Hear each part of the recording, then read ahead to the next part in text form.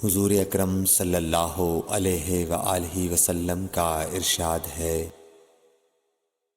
تمام اعمال کا دار و مدار نیت پر ہے، اور ہر عمل کا نتیجہ ہر انسان کو اس کی نیت کے مطابق ہی ملے گا۔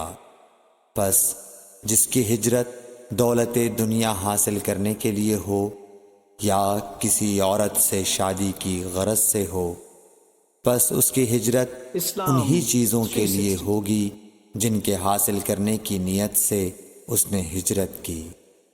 صحیح بخاری حدیث نمبر 1۔ حضور اکرم صلی اللہ علیہ وآلہ وسلم نے فرمایا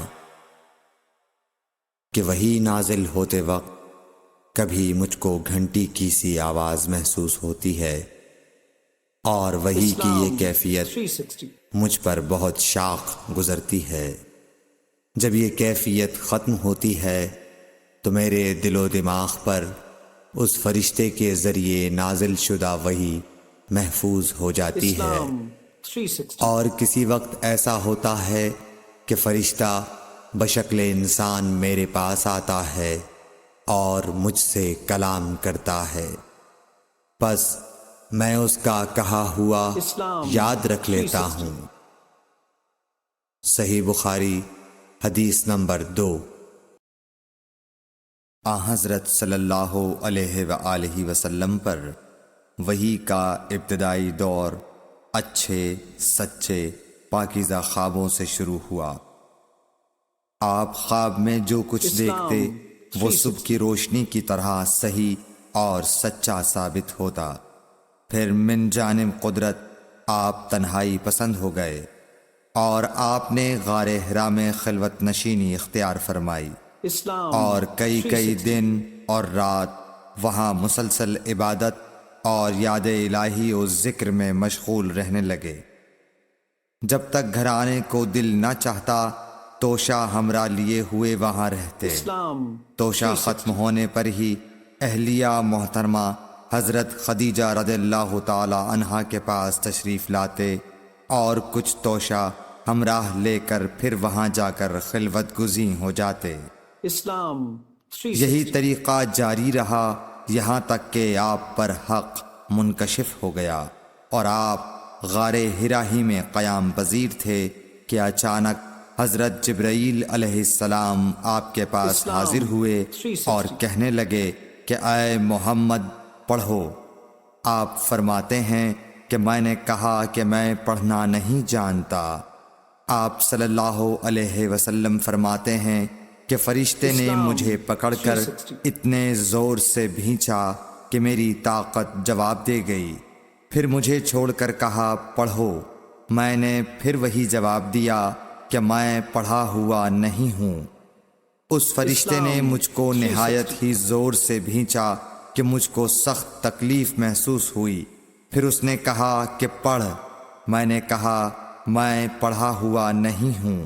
فرشتے نے تیسری بار مجھ کو پکڑا اور تیسری مرتبہ پھر مجھ کو بھینچا، پھر مجھے چھوڑ دیا اور کہنے لگا کہ پڑھو اپنے رب کے نام کی مدد سے جس نے پیدا کیا اور انسان کو خون کی پھٹکی سے بنایا۔ پڑھو اور آپ کا رب بہت ہی مہربانیاں کرنے والا ہے۔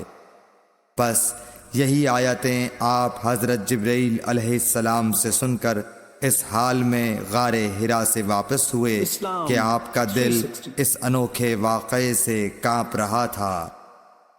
آپ حضرت خدیجہ کے ہاں تشریف لائے اور فرمایا کہ مجھے کمبل اوڑھا دو، مجھے کمبل اوڑھا دو۔ لوگوں نے آپ کو کمبل اوڑھا دیا۔ جب آپ کا ڈر جاتا رہا تو آپ نے اپنی زوجہ محترمہ حضرت خدیجہ رضی اللہ تعالی عنہا کو تفصیل کے ساتھ یہ واقعہ سنایا اور فرمانے لگے کہ مجھ کو اب اپنی جان کا خوف ہو گیا ہے۔ آپ کی اہلیہ محترمہ حضرت خدیجہ رضی اللہ تعالی عنہا نے آپ کی ڈھارس بندھائی اور کہا کہ آپ کا خیال صحیح نہیں ہے۔ اللہ کی قسم آپ کو اللہ کبھی رسوا نہیں کرے گا۔ آپ تو اخلاق فاضلہ کے مالک ہیں، آپ تو کنبہ پرور ہیں، بے کسوں کا بوجھ اپنے سر پر رکھتے ہیں، مفلسوں کے لیے آپ کماتے ہیں، مہمان نوازی میں آپ بے مثال ہیں، اور مشکل وقت میں آپ امر حق کا ساتھ دیتے ہیں۔ ایسے اوصاف حسنہ والا انسان یوں بے وقت ذلت و خواری کی موت نہیں پا سکتا۔ پھر مزید تسلی کے لیے حضرت خدیجہ رضی اللہ تعالی عنہا آپ کو ورقہ بن نوفل کے پاس لے گئیں، جو ان کے چچا زاد بھائی تھے اور زمانہ جاہلیت میں نصرانی مذہب اختیار کر چکے تھے اور عبرانی زبان کے کاتب تھے۔ چنانچہ انجیل کو بھی حسب منشائے خداوندی عبرانی زبان میں لکھا کرتے تھے۔ انجیل سریانی زبان میں نازل ہوئی تھی، پھر اس کا ترجمہ عبرانی زبان میں ہوا۔ ورقہ اسی کو لکھتے تھے۔ وہ بہت بوڑھے ہو گئے تھے، یہاں تک کہ ان کی بینائی بھی رخصت ہو چکی تھی۔ حضرت خدیجہ رضی اللہ تعالی عنہا نے ان کے سامنے آپ کے حالات بیان کیے اور کہا کہ اے چچا زاد بھائی، اپنے بھتیجے محمد صلی اللہ علیہ وسلم کی زبانی ذرا ان کی کیفیت سن لیجئے۔ وہ بولے کہ بھتیجے، آپ نے جو کچھ دیکھا ہے اس کی تفصیل سناؤ۔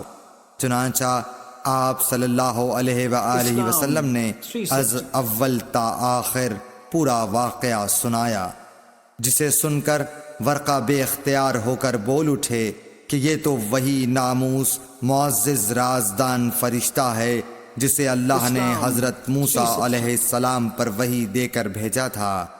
کاش میں آپ کے اس عہد نبوت کے شروع ہونے پر جواں عمر ہوتا، کاش میں اس وقت تک زندہ رہتا جبکہ آپ کی قوم آپ کو اس شہر سے نکال دے گی۔ رسول کریم صلی اللہ علیہ وآلہ وسلم نے یہ سن کر تعجب سے پوچھا کہ کیا وہ لوگ مجھ کو نکال دیں گے، حالانکہ میں تو ان میں صادق و امین و مقبول ہوں۔ ورقہ بولا، ہاں یہ سب کچھ سچ ہے، مگر جو شخص بھی آپ کی طرح امر حق لے کر آیا، لوگ اس کے دشمن ہی ہو گئے ہیں۔ اگر مجھے آپ کی نبوت کا وہ زمانہ مل جائے تو میں آپ کی پوری مدد کروں گا۔ مگر ورقہ کچھ دنوں کے بعد انتقال کر گئے، پھر کچھ عرصے تک وحی کی آمد موقوف رہی۔ صحیح بخاری حدیث نمبر 3۔ قرآن و حدیث۔ حضور اکرم صلی اللہ علیہ وآلہ وسلم نے وحی کے رک جانے کے زمانے کے حالات بیان فرماتے ہوئے کہا کہ ایک روز میں چلا جا رہا تھا کہ اچانک میں نے آسمان کی طرف ایک آواز سنی، اور میں نے اپنا سر آسمان کی طرف اٹھایا، کیا دیکھتا ہوں کہ وہی فرشتہ جو میرے پاس غار حرا میں آیا تھا، وہ آسمان و زمین کے بیچ میں ایک کرسی پر بیٹھا ہوا ہے۔ میں اس سے ڈر گیا اور گھر آنے پر میں نے پھر کمبل اوڑھنے کی خواہش ظاہر کی۔ اس وقت اللہ پاک کی طرف سے یہ آیات نازل ہوئیں، اے لحاف اوڑھ کر لیٹنے والے، اٹھ کھڑا ہو اور لوگوں کو عذاب الہی سے ڈرا، اور اپنے رب کی بڑائی بیان کر، اور اپنے کپڑوں کو پاک صاف رکھ اور گندگی سے دور رہ۔ اس کے بعد وہی تیزی کے ساتھ پے در پے آنے لگی۔ صحیح بخاری حدیث نمبر 4۔ رسول اللہ صلی اللہ علیہ وآلہ وسلم نزول قرآن کے وقت بہت سختی محسوس فرمایا کرتے تھے، اور اس کی علامتوں میں سے ایک یہ تھی کہ یاد کرنے کے لیے آپ اپنے ہونٹوں کو ہلاتے تھے۔ ابن عباس رضی اللہ تعالیٰ عنہ نے کہا، میں اپنے ہونٹوں کو ہلاتا ہوں جس طرح آپ ہلاتے تھے۔ سعید کہتے ہیں، میں بھی اپنے ہونٹ ہلاتا ہوں جس طرح ابن عباس رضی اللہ تعالیٰ عنہ کو میں نے ہلاتے دیکھا۔ پھر انہوں نے اپنے ہونٹ ہلائے۔ ابن عباس رضی اللہ تعالیٰ عنہ نے کہا، پھر یہ آیت اتری کہ اے محمد، قرآن کو جلد جلد یاد کرنے کے لیے اپنی زبان نہ ہلاؤ، اس کا جمع کر دینا اور پڑھا دینا ہمارا ذمہ ہے۔ حضرت ابن عباس رضی اللہ تعالی عنہ کہتے ہیں یعنی قرآن آپ صلی اللہ علیہ وآلہ وسلم کے دل میں جما دینا اور پڑھا دینا ہمارے ذمہ ہے۔ پھر جب ہم پڑھ چکے تو اس پڑھے ہوئے کی اتباع کرو۔ ابن عباس رضی اللہ تعالی عنہ فرماتے ہیں اس کا مطلب یہ ہے آپ اس کو خاموشی کے ساتھ سنتے رہو، اس کے بعد مطلب سمجھا دینا ہمارے ذمہ ہے۔ پھر یقیناً یہ ہماری ذمہ داری ہے کہ آپ اس کو پڑھو یعنی اس کو محفوظ کر سکو۔ چنانچہ اس کے بعد جب آپ کے پاس حضرت جبرائیل علیہ السلام وحی لے کر آتے تو آپ توجہ سے سنتے، جب وہ چلے جاتے تو رسول اللہ صلی اللہ علیہ وسلم اس وحی کو اس طرح پڑھتے جس طرح حضرت جبرائیل علیہ السلام نے اسے پڑھا تھا۔ صحیح بخاری حدیث نمبر 5۔ رسول اللہ صلی اللہ علیہ وآلہ وسلم سب لوگوں سے زیادہ جواد سخی تھے، اور رمضان میں دوسرے اوقات کے مقابلے میں جب جبرائیل علیہ السلام آپ صلی اللہ علیہ وآلہ وسلم سے ملتے بہت ہی زیادہ جود و کرم فرماتے۔ جبرائیل علیہ السلام رمضان کی ہر رات میں آپ صلی اللہ علیہ وآلہ وسلم سے ملاقات کرتے اور آپ کے ساتھ قرآن کا دورہ کرتے۔ غرض حضرت صلی اللہ علیہ وآلہ وسلم لوگوں کو بھلائی پہنچانے میں بارش لانے والی ہوا سے بھی زیادہ جود و کرم فرمایا کرتے تھے۔ صحیح بخاری حدیث نمبر 6۔ ہرقل شاہ روم نے قریش کے قافلے میں ایک آدمی بلانے کو بھیجا، اور اس وقت یہ لوگ تجارت کے لیے ملک شام گئے ہوئے تھے، اور یہ وہ زمانہ تھا جب رسول اللہ صلی اللہ علیہ وسلم نے قریش اور ابو سفیان سے ایک وقتی عہد کیا ہوا تھا۔ جب ابو سفیان اور دوسرے لوگ ہرقل کے پاس ایلیا پہنچے جہاں ہرقل نے دربار طلب کیا تھا، اس کے گرد روم کے بڑے بڑے لوگ، علماء، وزراء و امراء بیٹھے ہوئے تھے۔ ہرقل نے ان کو اور اپنے ترجمان کو بلوایا، پھر ان سے پوچھا کہ تم میں سے کون شخص مدعی رسالت کا زیادہ قریبی عزیز ہے؟ ابو سفیان کہتے ہیں کہ میں بول اٹھا کہ میں اس کا سب سے زیادہ قریبی رشتہ دار ہوں۔ یہ سن کر ہرقل نے حکم دیا کہ اس ابو سفیان کو میرے قریب لا کر بٹھاؤ اور اس کے ساتھیوں کو اس کی پیٹھ کے پیچھے بٹھا دو۔ پھر اپنے ترجمان سے کہا کہ ان لوگوں سے کہہ دو کہ میں ابو سفیان سے اس شخص یعنی محمد صلی اللہ علیہ وسلم کے حالات پوچھتا ہوں، اگر یہ مجھ سے کسی بات میں جھوٹ بول دے تو تم اس کا جھوٹ ظاہر کر دینا۔ ابو سفیان کا قول ہے کہ خدا کی قسم اگر مجھے یہ غیرت نہ آتی کہ یہ لوگ مجھ کو جھٹلائیں گے تو میں آپ صلی اللہ علیہ وسلم کی نسبت ضرور غلط گوئی سے کام لیتا۔ خیر، پہلی بات جو ہرقل نے مجھ سے پوچھی وہ یہ کہ اس شخص کا خاندان تم لوگوں میں کیسا ہے؟ میں نے کہا وہ تو بڑے اونچے عالی نسب والے ہیں۔ کہنے لگا اس سے پہلے بھی کسی نے تم لوگوں میں ایسی بات کہی تھی؟ میں نے کہا نہیں۔ کہنے لگا اچھا اس کے بڑوں میں کوئی بادشاہ ہوا ہے؟ میں نے کہا نہیں۔ پھر اس نے کہا بڑے لوگوں نے اس کی پیروی اختیار کی ہے یا کمزوروں نے؟ میں نے کہا نہیں، کمزوروں نے۔ پھر کہنے لگا اس کے تابعدار روز بڑھتے جاتے ہیں یا کوئی ساتھی پھر بھی جاتا ہے؟ میں نے کہا نہیں۔ کہنے لگا کیا اپنے اس دعوی نبوت سے پہلے کبھی کسی بھی موقع پر اس نے جھوٹ بولا ہے؟ میں نے کہا نہیں، اور اب ہماری اس سے صلح کی ایک مقررہ مدت ٹھہری ہوئی ہے، معلوم نہیں وہ اس میں کیا کرنے والا ہے۔ ابو سفیان کہتے ہیں میں اس بات کے سوا اور کوئی جھوٹ اس گفتگو میں شامل نہ کر سکا۔ ہرقل نے کہا کیا تمہاری اس سے کبھی لڑائی بھی ہوئی ہے؟ ہم نے کہا کہ ہاں۔ بولا پھر تمہاری اور اس کی جنگ کا کیا حال ہوتا ہے؟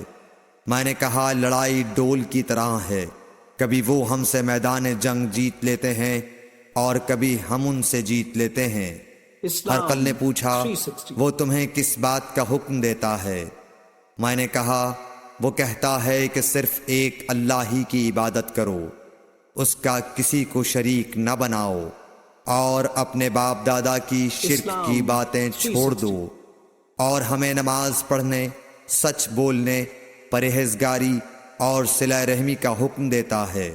یہ سب سن کر پھر ہرقل نے اپنے ترجمان سے کہا کہ ابو سفیان سے کہہ دے کہ میں نے تم سے اس کا نسب پوچھا تو تم نے کہا کہ وہ ہم سے عالی نسب ہے، اور پیغمبر اپنی قوم میں عالی نسب ہی بھیجے جایا کرتے ہیں۔ میں نے تم سے پوچھا کہ دعوی نبوت کی یہ بات تمہارے اندر اس سے پہلے کسی اور نے بھی کہی تھی؟ تو تم نے جواب دیا کہ نہیں۔ تب میں نے اپنے دل میں کہا کہ اگر یہ بات اس سے پہلے کسی اور نے کہی ہوتی تو میں سمجھتا کہ اس شخص نے بھی اسی بات کی تقلید کی ہے جو پہلے کہی جا چکی ہے۔ میں نے تم سے پوچھا کہ اس کے بڑوں میں کوئی بادشاہ بھی گزرا ہے تو تم نے کہا کہ نہیں۔ تو میں نے دل میں کہا کہ ان کے بزرگوں میں سے کوئی بادشاہ ہوا ہوگا تو کہہ دوں گا کہ وہ شخص اس بہانے اپنے آباء و اجداد کی بادشاہت اور ان کا ملک دوبارہ حاصل کرنا چاہتا ہے۔ اور میں نے تم سے پوچھا کہ اس بات کے کہنے یعنی پیغمبری کا دعویٰ کرنے سے پہلے تم نے کبھی اس کو دروغ گوئی کا الزام لگایا ہے؟ تم نے کہا کہ نہیں۔ تو میں نے سمجھ لیا کہ جو شخص آدمیوں کے ساتھ دروغ گوئی سے بچے وہ اللہ کے بارے میں کیسے جھوٹی بات کہہ سکتا ہے۔ اور میں نے تم سے پوچھا کہ بڑے لوگ اس کے پیرو ہوتے ہیں یا کمزور آدمی؟ تم نے کہا کمزوروں نے اس کی اتباع کی ہے۔ تو دراصل یہی لوگ پیغمبروں کے متبعین ہوتے ہیں۔ اور میں نے تم سے پوچھا کہ اس کے ساتھی بڑھ رہے ہیں یا کم ہو رہے ہیں؟ تم نے کہا کہ وہ بڑھ رہے ہیں، اور ایمان کی کیفیت یہی ہوتی ہے حتیٰ کہ وہ کامل ہو جاتا ہے۔ اور میں نے تم سے پوچھا کہ آیا کوئی شخص اس کے دین سے ناخوش ہو کر مرتد بھی ہو جاتا ہے؟ تم نے کہا نہیں۔ تو ایمان کی خاصیت بھی یہی ہے، جن کے دلوں میں اس کی مسرت رچ بس جائے وہ اس سے لوٹا نہیں کرتے۔ اور میں نے تم سے پوچھا کہ آیا وہ کبھی عہد شکنی کرتے ہیں؟ تم نے کہا نہیں۔ پیغمبروں کا یہی حال ہوتا ہے، وہ عہد کی خلاف ورزی نہیں کرتے۔ اور میں نے تم سے کہا کہ وہ تم سے کس چیز کے لیے کہتے ہیں؟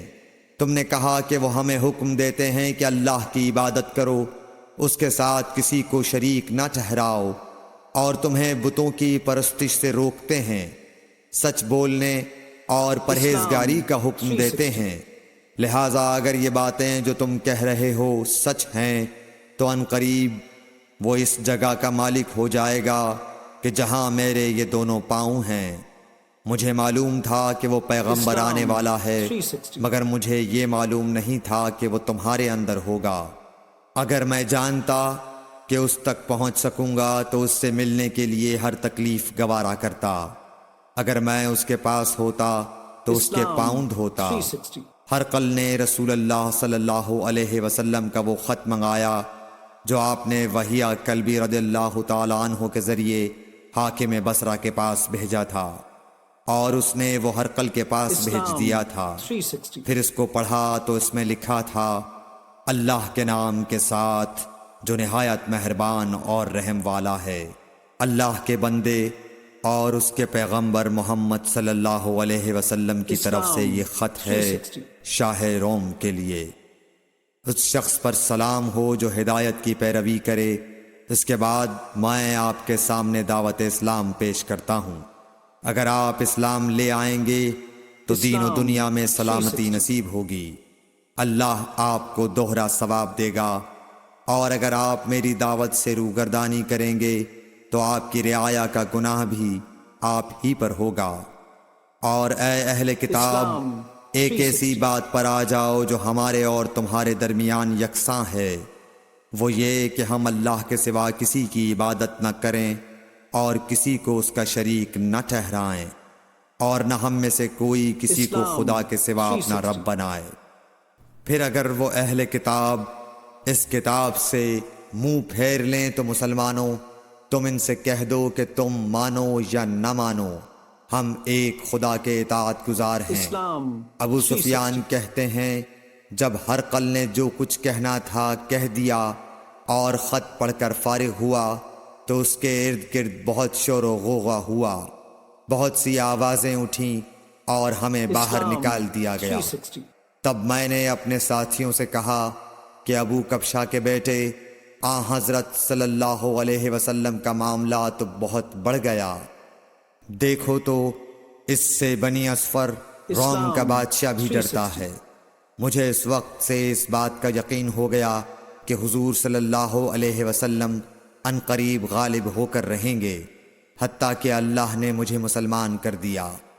راوی کا بیان ہے کہ ابن ناطور ایلیا کا حاکم ہرقل کا مصاحب اور شام کے نصارہ کا لاٹ پادری بیان کرتا تھا کہ ہرقل جب ایلیا آیا ایک دن صبح کو پریشان اٹھا تو اس کے درباریوں نے دریافت کیا کہ آج ہم آپ کی حالت بدلی ہوئی پاتے ہیں، کیا وجہ ہے؟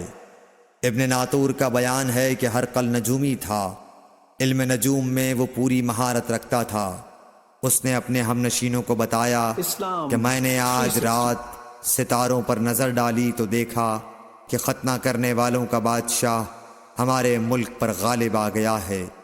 بھلا اس زمانے میں کون لوگ ختنہ کرتے ہیں؟ انہوں نے کہا کہ یہود کے سوا کوئی ختنہ نہیں کرتا، سو ان کی وجہ سے پریشان نہ ہوں۔ سلطنت کے تمام شہروں میں یہ حکم لکھ بھیجیے کہ وہاں جتنے یہودی ہوں سب قتل کر دیے جائیں۔ وہ لوگ انہی باتوں میں مشغول تھے کہ ہرقل کے پاس ایک آدمی لایا گیا جسے شاہ غسان نے بھیجا تھا۔ اس نے رسول اللہ صلی اللہ علیہ وسلم کے حالات بیان کیے۔ جب ہرقل نے سارے حالات سن لیے تو کہا کہ جا کر دیکھو وہ ختنہ کیے ہوئے ہے یا نہیں۔ انہوں نے اسے دیکھا تو بتلایا کہ وہ ختنہ کیا ہوا ہے۔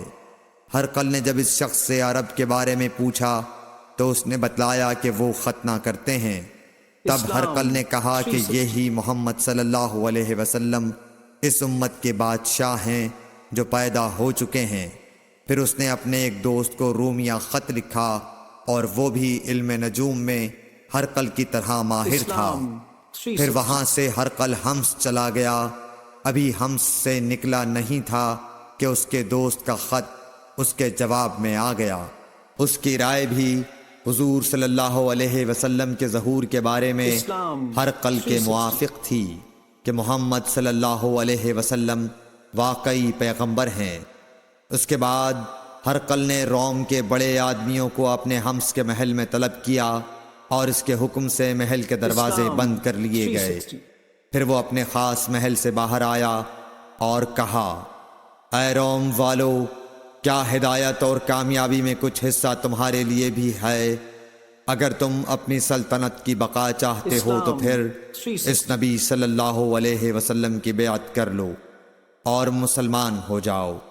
یہ سننا تھا کہ پھر لوگ وحشی گدھوں کی طرح دروازوں کی طرف دوڑے مگر انہیں بند پایا۔ آخر جب ہرقل نے اس بات سے ان کی یہ نفرت دیکھی اور ان کے ایمان لانے سے مایوس ہو گیا تو کہنے لگا کہ ان لوگوں کو میرے پاس لاؤ۔ جب وہ دوبارہ آئے تو اس نے کہا، میں نے جو بات کہی تھی اس سے تمہاری دینی پختگی کی آزمائش مقصود تھی، سو وہ میں نے دیکھ لی۔ تب یہ بات سن کر وہ سب کے سب اس کے سامنے سجدے میں گر پڑے اور اس سے خوش ہو گئے۔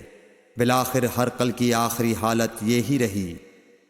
صحیح بخاری حدیث نمبر 7۔ قرآن و حدیث کی سب سے بڑی موبائل ایپ اسلام 360 مفت ڈاؤن لوڈ کریں۔